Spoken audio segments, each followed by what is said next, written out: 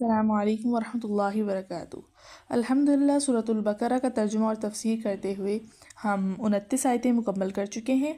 اور ہمارے 6 اسباق مکمل ہو چکے ہیں۔ اس سبق میں ہم پڑھنے والے ہیں کہ اللہ تعالیٰ نے جب انسانوں کو پیدا کرنے کا ارادہ فرمایا تو فرشتوں نے اللہ تعالیٰ سے کیا فرمایا، اور اسی طرح اللہ تعالیٰ نے حضرت آدم علیہ السلام کو کون سے نام سکھائے جس کے ذریعے وہ فرشتوں سے زیادہ افضل ہو گئے اور وہ نام فرشتے نہیں جانتے تھے۔ اسی طرح اللہ تعالیٰ نے ابلیس کو سجدہ کرنے کا حکم دیا اور اس نے جو ہے وہ انکار کیا، تو ہم ابلیس کا قصہ بھی پڑھیں گے اور ساتھ میں جانیں گے کہ اس کا اصل نام کیا تھا اور فرشتوں کے اندر اس کا کیا مقام تھا اور آسمانوں کے اوپر اس کا کیا کام تھا۔ ترجمہ کرنا شروع کرتے ہیں۔ بسم اللہ الرحمن الرحیم، شروع اللہ کے نام سے جو بڑا مہربان نہایت رحم کرنے والا ہے۔ اور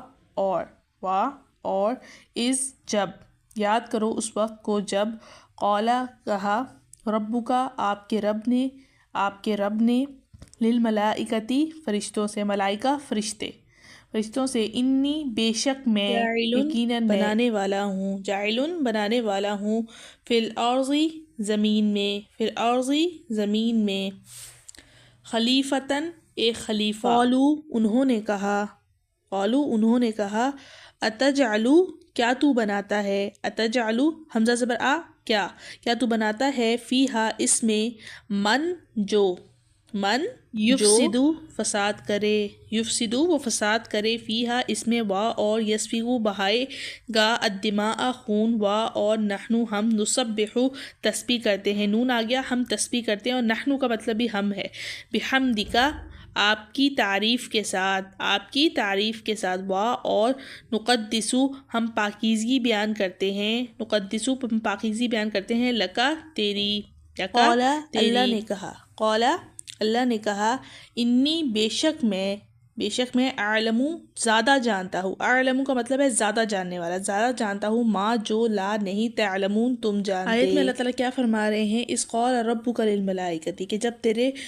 رب نے جو ہے فرشتوں سے کہا کہ انی جاعل فی الارض خلیفہ، کہ میں زمین میں ایک خلیفہ بنانے والا ہوں، اپنا نائب بنانے والا ہوں، قالوا اتجعل فیہا کہ تو فرشتوں نے کیا کہا، کیا تو ایسی مخلوق کو زمین میں پیدا کرنے والا ہے، من یفسد فیہا جو اس میں فساد کرے، ویسفک الدماء اور خون بہائے، اور ونحن نسبح بحمدک ونقدس لک ہم جو ہے وہ تیری تسبیح کرتے ہیں اور تیری تعریف کرتے ہیں اور ہم پاکیزگی بیان کرتے ہیں آپ کی۔ قال انی اعلم ما لا تعلمون اللہ تعالیٰ نے کیا فرمایا کہ بے شک میں زیادہ جانتا ہوں اس چیز کو جو تم نہیں جانتے۔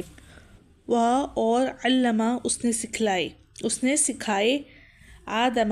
آدم کو الاسماء نام کلہا سب کے سب، ثم پھر عرضہم اس نے پیش کیا علی الملائکتی فرشتوں پر، فقال پھر کہا انبئونی مجھے خبر دو، باسماء ہؤلاء ان چیزوں کے ناموں کی، ان اگر کنتم ہو تم صادقین سچے۔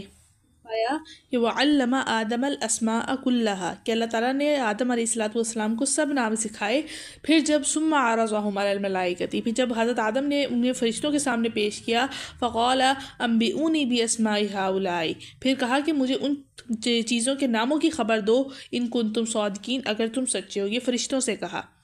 قالوا تو فرشتوں نے کہا سبحانک بے شک تو پاک ہے، لا نہیں ہے، علم ٹھیک ہے نا، علم لنا ہم کو، ہمیں ٹھیک ہے، ہمیں، الا مگر، ما وہی جو، علمتنا آپ نے ہمیں سکھایا ہے، آپ نے جو ہمیں علم دیا ہے، بے شک تو ہی، انک انت بے شک تو ہی، العلیم خوب جاننے والا ہے، الحکیم خوب حکمت والا ہے۔ تو نے کیا کہا کہ کیا ہے کہ اے اللہ تو پاک ہے اور ہمارے پاس اتنا علم نہیں ہے جتنا آپ کو علم ہے، ہمارے پاس تو وہی علم ہے جو آپ نے ہمیں دیا ہے، اور آپ ہی جو ہے وہ زیادہ جاننے والے اور حکمت والے ہیں۔ قال اللہ نے کہا یا آدم اے آدم، انبئہم تو انہیں بتا دے، باسمائہم ان چیزوں کے نام، فلما پھر جب، انبأہم بتا دیے اس نے انہیں، باسمائہم ان چیزوں کے نام، قولا تو اللہ نے کہا علم کیا نہیں، اقل میں نے کہا تھا، لکم تم سے، انی بے شک میں، یا آ گیا ہے اور نون انا، تو بے شک میں، اعلم زیادہ جاننے والا ہوں، جہاں پہ بھی اعلم مطلب کیا ہے اس کا، زیادہ جاننے والا، علم سے ہی ہے لیکن زیادہ جاننے والا. غیبہ چھپی باتوں کا، غیب کا. السماواتی السماوات آسمانوں، و اور الارض زمین کی، و اور اعلم میں زیادہ جانتا ہوں، اعلم میں زیادہ جانتا ہوں. جب بھی اعلم آئے گا میں زیادہ جانتا ہوں یہ ترجمہ کریں گے. ما جو تبدونا تم ظاہر کرتے ہو، و اور ما جو کنتم تھے تم تکتمون چھپاتے. آیت میں اللہ تعالیٰ کیا فرما رہے ہیں کہ اللہ تعالیٰ آیت میں کیا فرما رہے ہیں کہ اے آدم تم جو ہے وہ فرشتوں کو ان چیزوں کے نام سکھا دو جو میں نے تمہیں سکھائے ہیں. فلما انبأهم باسمائهم جب انہوں نے بتا دیے فرشتوں کو ان چیزوں کے نام، قال الم اقل لکم تو اللہ تعالیٰ نے فرشتوں سے کہا کہ میں نے تم سے نہیں کہا تھا کہ انی اعلم غیب السماوات والارض کہ میں زمین اور آسمان کی چھپی باتوں کا بھی جاننے والا ہوں. واعلم ما تبدون وما کنتم تکتمون اور میں جانتا ہوں ان چیزوں کو بھی جو تم ظاہر کرتے ہو جو تم چھپاتے ہو. اور اس جب قلنا ہم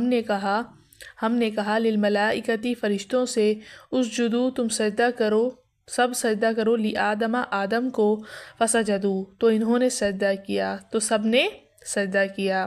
الا سوائے ابلیسا ابلیس کے، ابا اس نے انکار کیا، وا اور استکبرا تکبر کیا، وا اور کانا تھا وہ، ٹھیک ہے. کانا جہاں پہ آئے گا تو اس کا مطلب تھا، گزرے ہوئے زمانے میں تھا، من الکافرین کافروں میں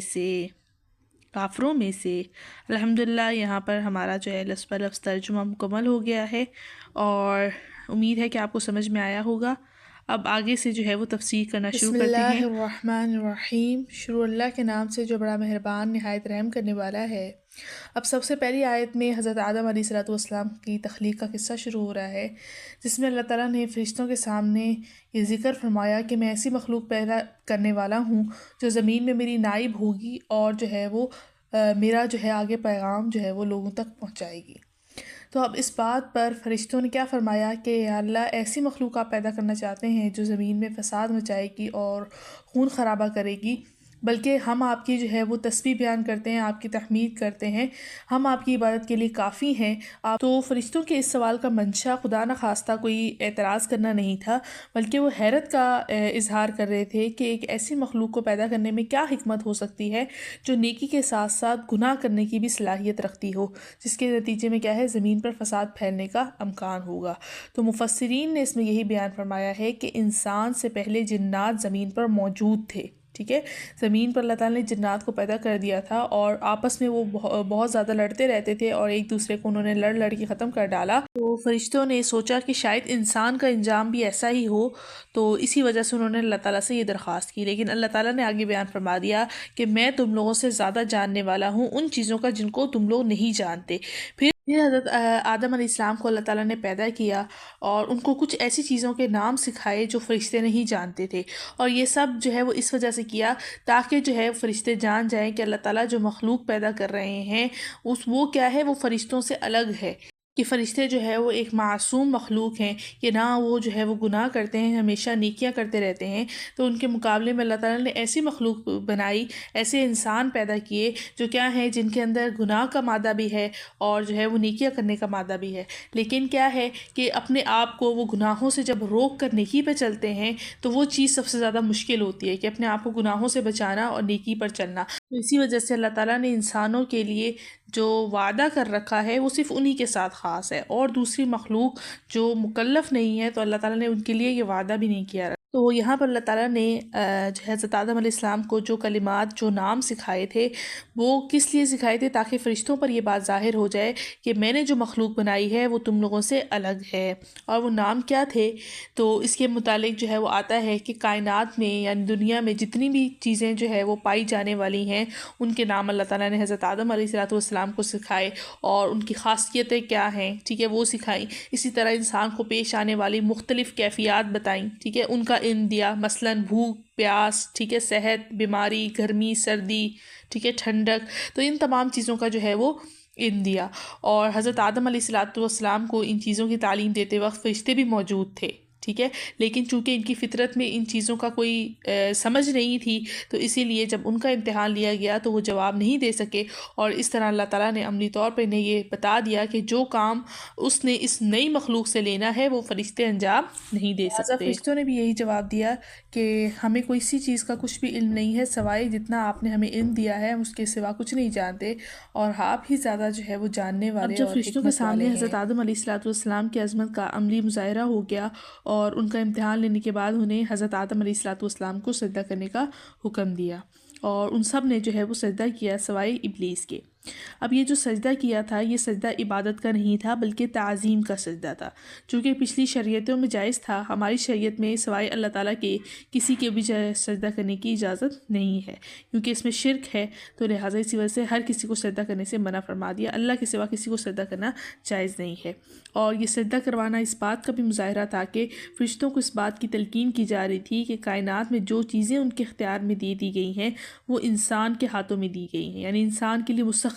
کر دی جائیں گی، تاکہ یہ دیکھا جا سکے کہ انسان اس کا صحیح استعمال کرتا ہے یا غلط استعمال کرتا ہے، اور پھر اسی کے مطابق فیصلہ کیا جائے گا کہ وہ جنتیوں میں سے ہے یا جہنمیوں میں سے۔ جو سجدہ کرنے کا حکم دیا گیا تھا بظاہر تو آیت سے یہ لگ رہا ہے کہ صرف فرشتوں کو حکم دیا تھا، لیکن اس میں تمام جاندار مخلوقات بھی شامل تھیں، لہٰذا جو ابلیس تھا جو جنات میں سے تھا اس پر بھی جو ہے وہ اس حکم کی تکمیل لازم تھی، جیسا کہ جو ہے وہ قرآن نے خود دوسری جگہ بیان فرما دیا کہ جب اللہ تعالیٰ نے اس کو سجدہ کرنے کا حکم دیا تو اس نے کیا کہا کہ نعوذ باللہ تو نے مجھے آگ سے پیدا کیا ہے اور آدم کو مٹی سے پیدا کیا ہے، تو میں اس سے افضل ہوں، میں اس کو کیوں سجدہ کروں۔ تو اس واقعے میں سب سے پہلی بات تو یہ کہ ابلیس جو تھا یہ فرشتوں میں اس کا ایک بہت بڑا مقام تھا، اور اللہ تعالیٰ کی جو ہے وہ یہ بہت زیادہ عبادت کیا کرتا تھا، اور اس کا جو نام آتا ہے فرشتوں میں عزازیل کے نام سے یہ مشہور تھا، جس طرح باقی فرشتے ہیں جبرائیل، عزرائیل، میکائیل، تو اسی طرح اس کا نام عزازیل تھا، اور جنات میں یہ جو ہے وہ حارث کے نام سے مشہور تھا، تو اصل میں تو یہ جن ہی تھا۔ تو اسی وجہ سے اس نے کو جب سجدہ کرنے کا حکم دیا تو اس نے کیا کہا کہ میں جو ہے وہ آگ کی لو سے پیدا گیا ہوں، ٹھیک ہے نا، جو جنات ہیں وہ آگ کی لو سے پیدا کیے گئے ہیں، پوری آگ سے نہیں پیدا کیے گئے، لو سے پیدا کیے گئے ہیں اس کی، تو آگ سے پیدا کیا گیا ہوں، اور حضرت آدم علیہ السلام کو تو نے مٹی سے بنایا ہے، تو نعوذ باللہ میں جو ہے وہ ان سے افضل ہوں، تو میں ان کو سجدہ کیوں کروں۔ تو اس میں اللہ تعالیٰ نے جو ہے وہ ان کو بتا دیا کہ اپنے آپ کو اس نے بڑا سمجھا اور تکبر کیا، تو اسی وجہ سے یہ کافروں میں سے ہو گیا۔ اب یہاں پر کیا تھا کہ اس نے کہا کہ میں سجدہ نہیں کروں گا، ٹھیک ہے، اس وجہ سے یہ کافر نہیں ہوا، اس نے اللہ تعالیٰ کے ساتھ جو ہے وہ معارضہ کرنا شروع کر دیا، ٹھیک ہے نا،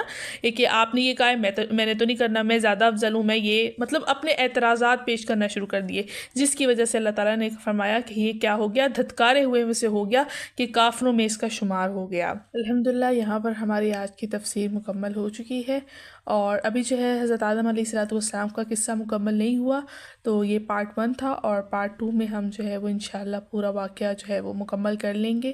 اور ملتے ہیں اگلی ویڈیو میں، تو اجازت دیجیے، السلام علیکم ورحمۃ اللہ وبرکاتہ۔